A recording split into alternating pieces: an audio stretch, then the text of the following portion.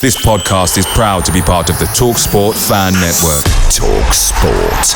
Powered by fans.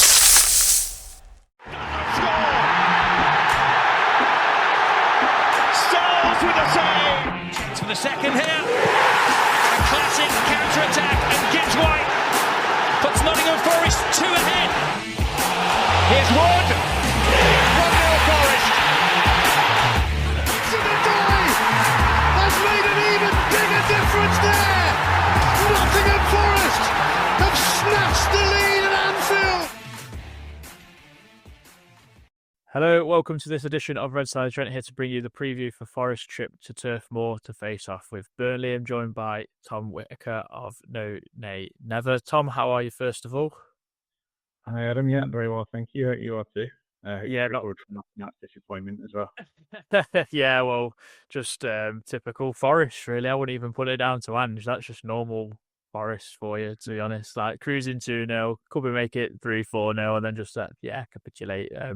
But no, other than that, pretty. I'm all right. I'm trying to keep positive, but just to talk about Burnley, obviously, Tom, we obviously played each other on Saturday, 3 o'clock, a rare 3 o'clock kickoff. Actually, probably going to be one of few this season for Forest with so many cup competitions and everything going on. But how's Burnley's start to the season gone so far? I think if you look at just the points on the board, it's 1 win against Sunderland and it's 3 defeats against Spurs, Man United and Liverpool, which is about what you'd expect. But it doesn't really tell the full story. I think our performances have been really good. They've certainly been a lot better than what I was expecting. Obviously, 2 years ago, we came up, we tried to out-football all these teams. We got battered pretty much home and away, week in, week out. And I was just dreading the same this season. But we've kind of gone back to what we were under Sean Dyche. We're a defending first team. We're stodgy. We're difficult to break down. And we've got a bit of a threat on the counter as well. And we're very unlucky not to get a point on Sunday against Liverpool. We were very unlucky not to get a point away at Old Trafford. And even with those results, we're still sat just outside the relegation zone. So I think everyone's pretty positive how it started. That while the results haven't always been there, the performance levels have been really good.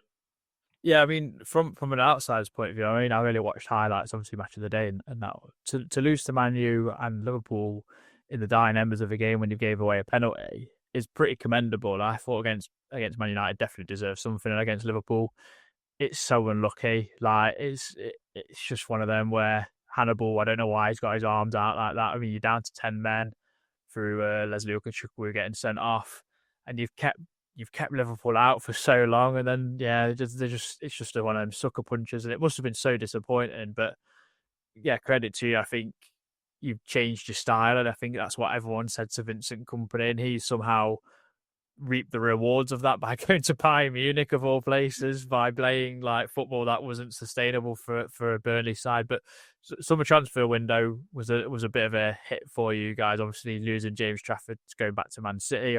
Kyle Walker's come in. Any other players that have come in that have really hit the ground running and been good for you guys this season? The midfield is the area where we've really strengthened. You mentioned Ugarchukwu. Obviously, he got the red card on Sunday, so he won't be playing on Saturday, but he had a storming game and he looks like a really good acquisition. We really struggled to get, so we've got Josh Cullen in midfield, who's been a star player or played in the Championship, and Kompany really struggled to get him into the Premier League season. He's very small, he's very lightweight, and he needs someone next to him who's doing his running, doing his blocking, tackling, etc. And he's brought in Ugarchukwu, who's done that, and then the other player who's found in that position is Florentino Luis. He's kind of a destructive midfielder from Benfica.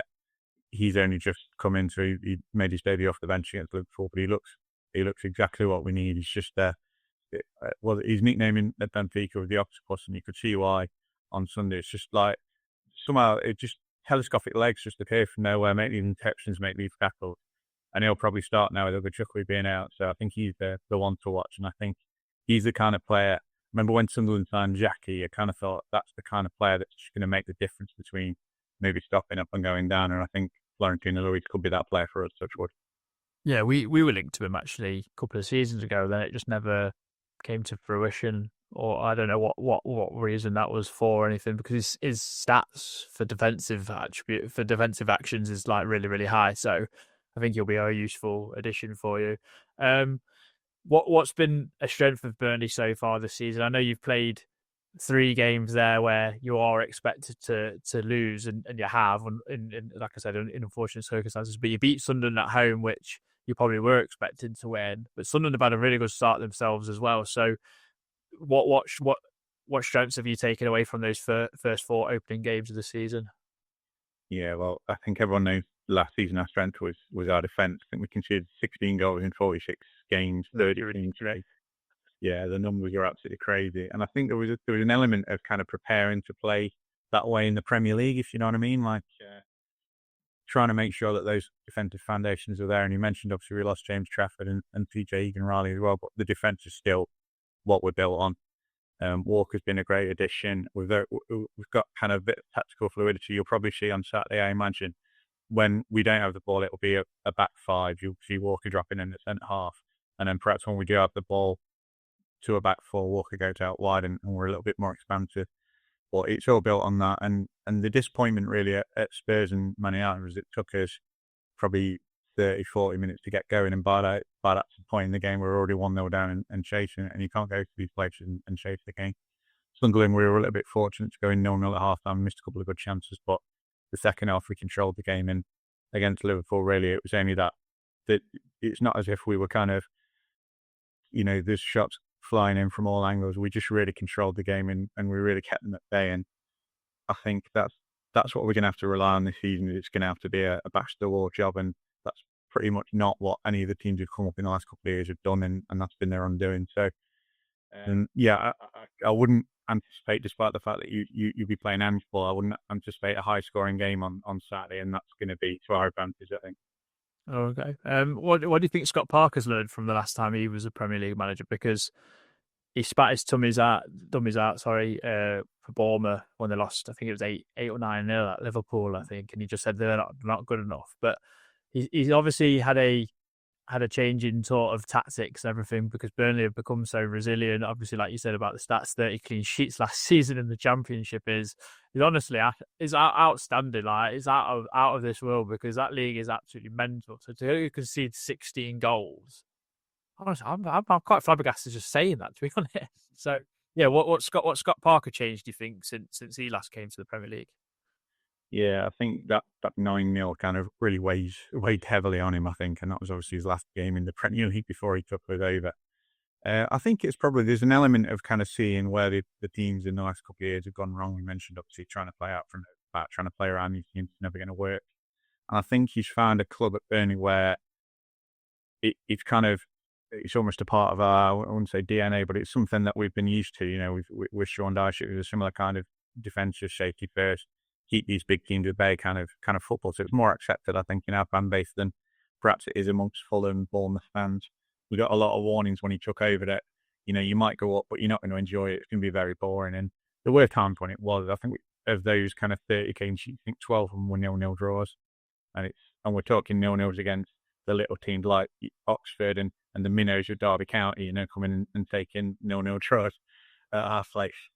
So it's not always great to watch, but in the Championship, you just want to get out, and that's what we did. And in the Premier League, no one would have been coming off that. If we'd have managed to get a 0-0 draw on Sunday, no one would have been coming off that saying, this is boring, I'm not interested in watching this. So it's, I think he's found a club where you can play kind of a defensive style and it won't matter. And we're certainly in a circumstance at the minute where that defensive style is what we need. And he's kind of almost doubled down on what's made him successful in the Championship level, I think.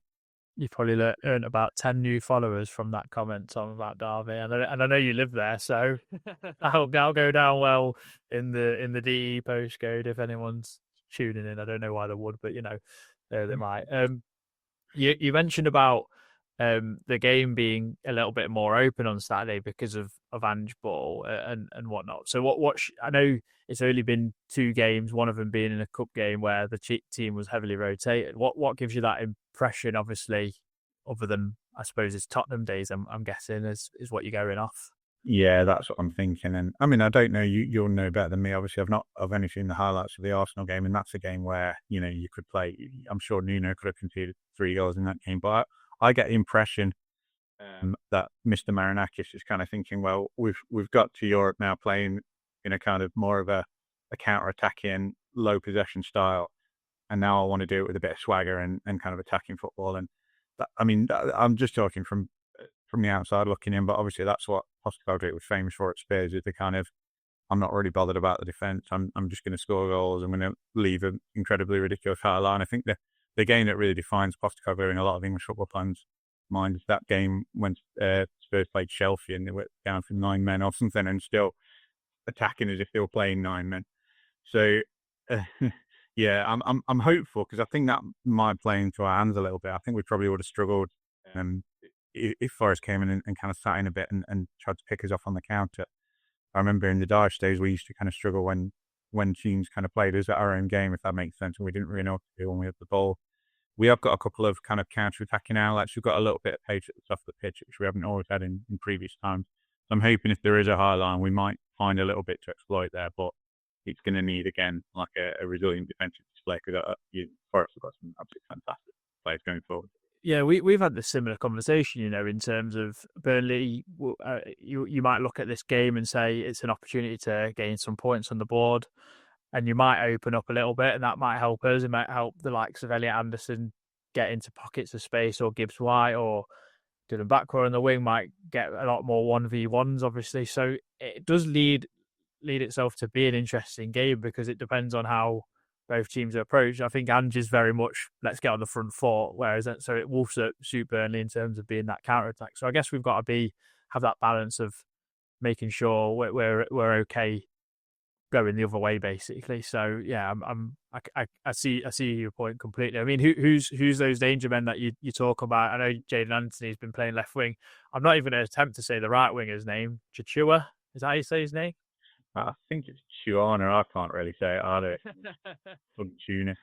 Are they the two to kind of look out for in aspect? And obviously, Lyle Foster up top I thought he was actually half decent that season. You come up under company. He just had obviously his mental health problems, unfortunately, and that kind of maybe ruled him out for a lot of the season.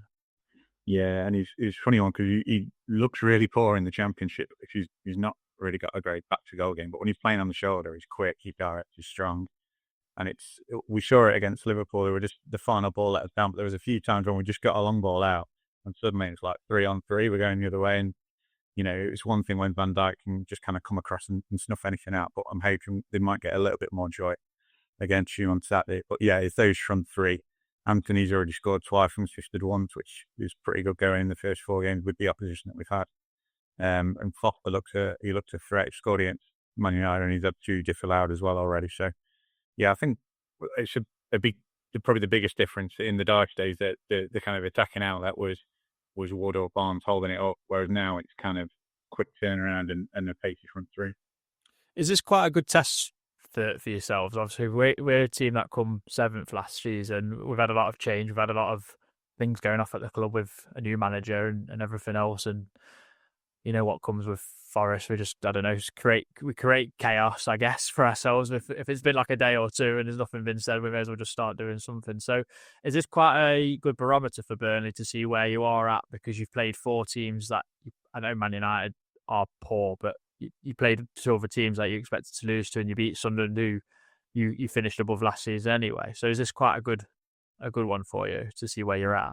Yeah, I think that's right. And our next 2 games are Man City away and Villa away as well. So, obviously Villa haven't had a great start, but they're 2 very difficult games. So it's kind of the most winnable apart from Sunderland of the kind of start that we've had. Not that it is, is on paper, obviously 7th place isn't an winnable game, but I think with the best one in the world, I think it's probably going to be difficult for you to hit those heights again this season in the league, especially with the distraction of playing in Europe, which you're not used to. And to be honest, I don't think Postecoglou is going to do as well, particularly in the short term, as Nuno did. So, look, from that kind of point of view, I think you're probably the most likely of the teams that we're playing, apart from Man United, to be sort of a mid-table-ish side this year. So, yeah, and especially playing at home as well. We've beaten Sunderland, we've given Liverpool a really good game, and the home form is going to be crucial this year. So it would be nice to lay down a marker. But having said that, I wouldn't be surprised at any outcome in this game, to be honest. I wouldn't be surprised if we won. I wouldn't be surprised if you won. I wouldn't be surprised at a draw. I think it's really, when it's such early days for Postecoglou especially, it's very hard to call. Who are you fearing from Forest and ourselves? Who do you look at and say that's a player that we need to stop And if we do, then you've got a better chance of winning. Yeah, I think it's the midfield is where so many games are won and lost. I think in the Prem, and it's Anderson pulling strings from a bit deeper, and it's Gibbs White pulling strings on the edge of the box for me that I'd be really worried about. And we really lacked that in the last couple of Premier League seasons, and it's a shame that we've only got Luis and not Bubachuk. I think I'd love to see what we look like with the midfield of Bubachuk with Luis and Cullen. I think that could be really good, and I think it will be the kind of midfield that will make it difficult for players like that. But in this game, we're only going to have Luis and Cullen, and it's probably going to be Hannibal running about. And he's game, he works hard, but he's, well, as you saw on Sunday, he's not the most intelligent footballer. And I feel like Anderson's probably going to have the better of him. So a lot of it's going to come down probably to Luis Gibbs White for me. Yeah, I mean, this was your team against Liverpool. Obviously, Okachukwu was unavailable. Is this the team that you probably expect to start with Luis coming in for him? I think what you'll probably see is so Lauren he's normally a midfielder and he's playing centre half, and he's a kind of a destructive midfielder anyway. I think we might go slightly more attacking, and then that would be Walker in place of Lauren, and then perhaps instead of Tuna, you'd have like a Brum Larson, who's kind of more of a defensive winger. And I think you'll probably see when we're out of the ball, it'll be a back five. It'll be Hartman instead, Ekdal, Walker, and Brum Larson. And then if we've got the ball, then Walker will move to right back, and Brum Larson will just push it a little bit further forward. But other than that, yeah, I would say the same kind of setup. Yeah, that's fair. That's fair. Tom, what's your score prediction for Saturday's 3:00 rare kickoff? Well, my head says 2-1 Burnley. My heart says probably 2-1 Forest. So let's go in the middle and say 1-1 draw. That's fair enough. Really enjoyed having you on, Tom. What's your kind of prediction for this season? Do you see yourself staying up, or do you see it being maybe a scrappy one? Obviously, it's going to be a scrappy one regardless, I think, in that sense. But do you give yourselves a chance this year? Yeah, it's definitely going to be bottom five. I've been very encouraged by what I've seen so far. I think now we've got more chance than I did before a ball was kicked. It's just the difficulty of who are the three teams going to be that are worse than us. And we play in October, we play Wolves, we play Brentford and West Ham in November.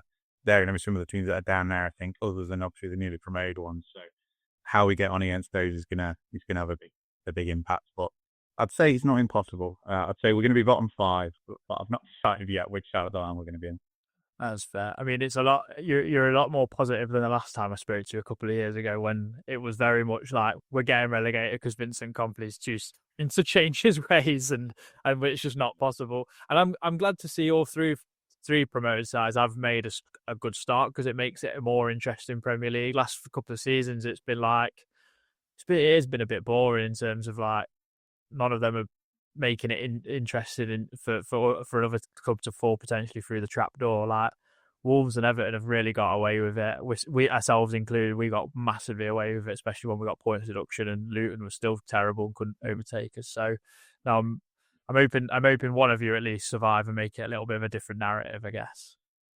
Yeah, so it wasn't. Spurs got away with it last year as well. It would never have they'd have been back in for relegation. Then Man United, get them both gone. Tom, if anyone wants to check out the Burnley point of view of things, where can they check out the NoNayNever podcast?